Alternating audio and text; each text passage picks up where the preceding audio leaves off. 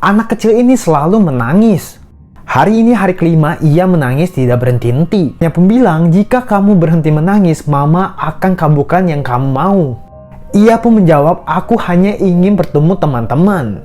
Dan ternyata ibunya seperti ini dong. Pantesan dia nangisnya nggak berhenti-henti. Guys, gimana kalau kosan kalian itu berhantu? Jadi ceritanya cowok ini baru sampai di kosan barunya.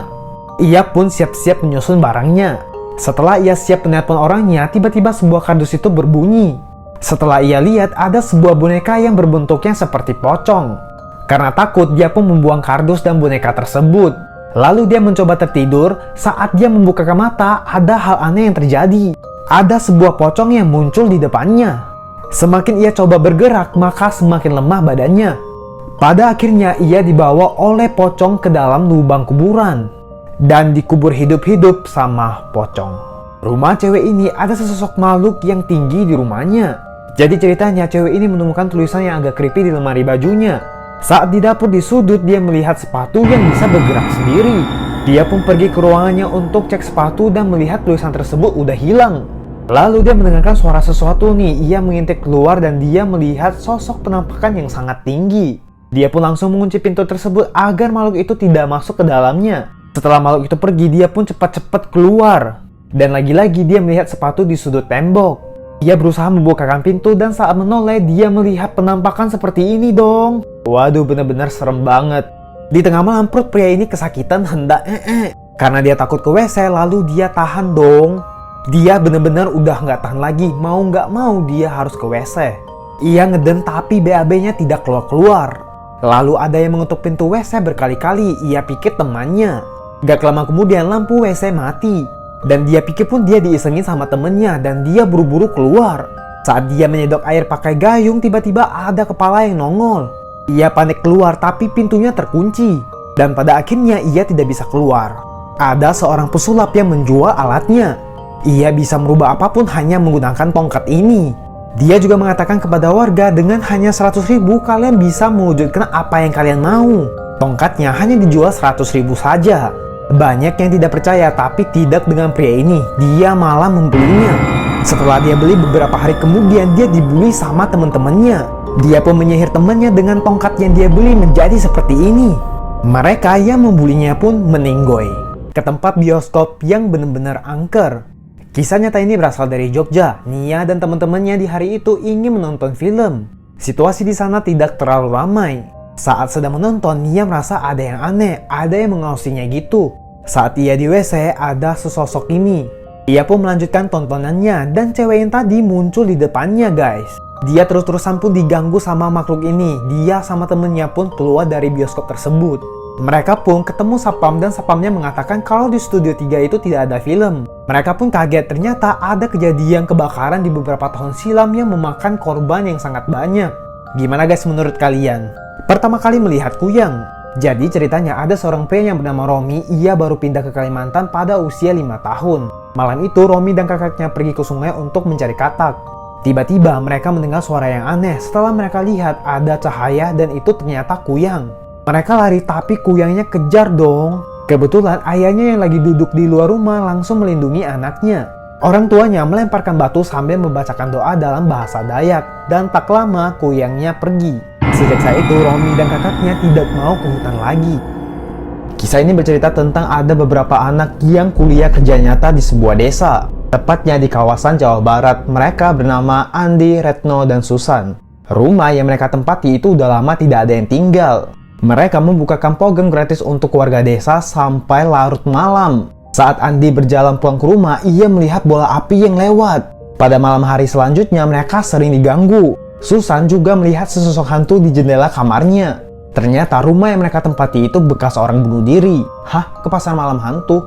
Jadi ceritanya ada seorang pria yang bernama Adi. Dia baru pulang dari sebuah acara. Sialnya motornya mogok, tapi untungnya ada tambal ban di tepi jalan. Ia pun melanjutkan perjalanannya. Sampai di pertengahan jalan motornya mogok. Saat dia memperbaiki motornya, ada seorang ibu-ibu yang meminta tolong untuk mengantarkannya. Dalam perjalanan, dia kayak mencium ada aroma-aroma dari belakang. Setiba di pasar, ibu itu hilang begitu saja. Tapi Adi menghiraukannya dan pergi pasar malam. Di sini bener-bener ramai, tapi anehnya mulut semua orang itu tertutup diam. Karena lapar, dia pun memesan bakso. Tidak lama semua pasar menghilang dan hanya ada tukang bakso. Lalu ketika Adi melihat ke bawah, ternyata dia duduk makamnya orang. Dia pun langsung lari ketakutan menuju motornya. Kisah 4 pemuda sedang menaiki gunung di Jawa Barat. Doni membawa sesuatu dan dia tidak percaya yang tahayul, malah dijadikan bahan lelucon. Ketika malam, jelangkungnya hidup. Saat Doni lagi pipis, ternyata ada. Mereka yang lagi tidur mendengar suara Doni yang berteriak. Ternyata Doni itu kerasukan. Orang pintar di sekitar gunung meminta mereka untuk membakar boneka itu. Setelah itu Doni pun membaik, namun hantu itu tidak benar-benar pergi. Inilah akibat jika kalian pulang tengah malam. Jadi ceritanya pria ini baru main ke rumah temannya dan dia pulangnya tengah malam. Saat dia sedang berjalan pulang ke rumah, dia ketemu dengan abang-abang bakso. Abang-abang bakso mengatakan jangan lewat sana, putar balik karena tadi abang mendengar suara ada yang nangis. Dia pun tetap kekeh lewat jalan sana karena lebih cepat pulang ke rumahnya. Dan yang terjadi adalah dia melihat keranda mayat yang bertebangan ke arahnya. Kakinya tidak bisa bergerak dan dia pingsan. Dia bangun dari pingsannya dan ternyata dia udah dibokong sama setan-setan yang membawa keranda. Dan ia pun berhasil kabur. Pria ini hendak mampir ke rumah temannya dan temannya memintanya untuk membelikan cemilan. Dan ada ondel-ondel di luar mobil yang meminta uang. Ia pun mengatakan kepada ondel-ondel kalau dia tidak ada uang kecil. Sesampai di minimarket, dia hendak membelikan cemilan, ternyata ada ondel-ondel yang mengikutinya. Lalu sesampai di rumah temannya, yang membukakan pintu tersebut itu adalah ondel-ondel. Gila, bener-bener serem banget si ondel-ondelnya terus meminta uang kepada dia. Dan ternyata dia hanya bermimpi doang. Orang yang di dalam ondel-ondel tersebut pun bertanya kenapa Mas berteriak. Ia pun memberikan uang kepada ondel-ondel. Jangan mendengar kisah horor kalau kalian tidak mau seperti anak ini. Jadi ceritanya anak ini diceritakan tentang kisah horor sama ibunya dan ia pun ketakutan. Di dapur ada bunyi sesuatu, ibunya pun bergegas ke sana. Karena ibunya terlalu lama, dia pun mendengar suara aneh di dapur. Ia pun juga ke dapur dong. Dan ia melihat ibunya lagi berantem sama ayahnya dan ibunya ditampar sama ayahnya. Enggak lama kemudian ibu dan ayahnya berubah menjadi makhluk seperti ini. Dan dia pun dikejar sama kedua makhluk ini. Boneka anak kecil ini pun berubah menjadi aneh dong.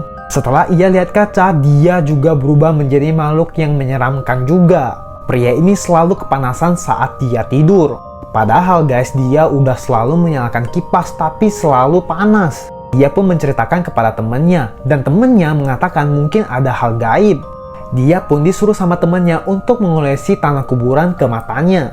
Dan nanti akan ketahuan hantu seperti apa yang menghalangi kipas tersebut. Pada awalnya sih dia tidak mau, tapi pada akhirnya dia mencobanya. Pada pukul 2 dia merasa panas dan dia pun melihat ke arah kipas. Yang ternyata tidak ada apa-apa guys.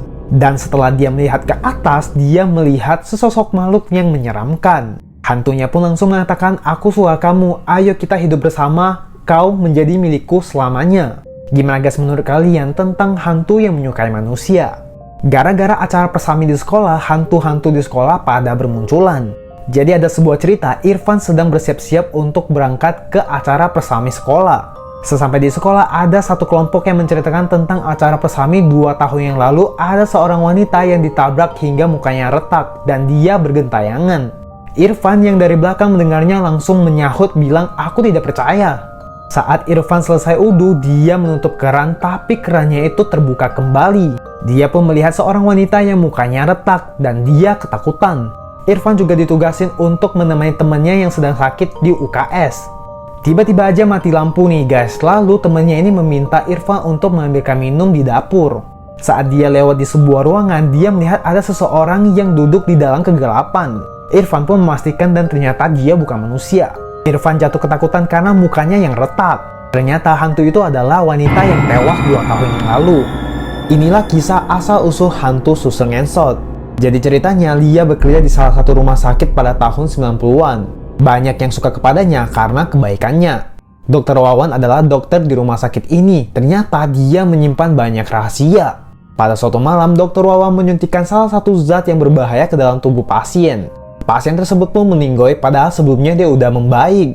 Dokter Lia yang mengetahui ini langsung menangis. Ia terus-terusan bertanya kepada dokter penyebab kematian pasien. Tapi alasan Dokter Wawan hanya mengatakan kalau pasien itu komplikasi. Suster Lia bermimpi hingga ia mengetahui sesuatu. Ia pun menyelidiki Dokter Wawan. Dia menemukan bukti kalau dokter lah yang merencanakan ini semua. Dokter Wawan muncul dari belakang dan menyuntikkan obat terlarang ke tubuhnya. Dan yang terjadi ini benar-benar gila guys. Lanjut part 2 ya guys. Asal usul hantu Suster Ngentot part 2. Jadi setelah Suster Lia mendapatkan bukti, Dokter Wawan muncul dari belakang langsung menancapkan zat terlarang ke dalam tubuhnya. Dan benar-benar gila guys, si dokter ini menginjak kaki si Suster Lia ini. Dan Suster Lia dibuang dari ketinggian gedung. Jadi orang sangkanya itu Suster Lia itu bunuh diri. Cerita tidak selesai dari itu, si Suster Lia bergentayangan di mana-mana. Terutama si Dokter Wawan yang selalu dihantui. Karena Dokter Wawan ingin menyelamatkan diri dari Suster Lia, dia tidak sengaja menyuntikkan zat terlarang ke dalam tangannya. Akibat dari itu, si Dokter Wawan sekarat di rumah sakit dan ia tetap dihantui sama Suster Lia. Dan sejak saat itu, Suster Lia dikenal sebagai hantu Suster Ngentot. Gimana guys menurut kalian? Kalian ada versi lainnya nggak? Kalau ada, komen ya di kolom komentar.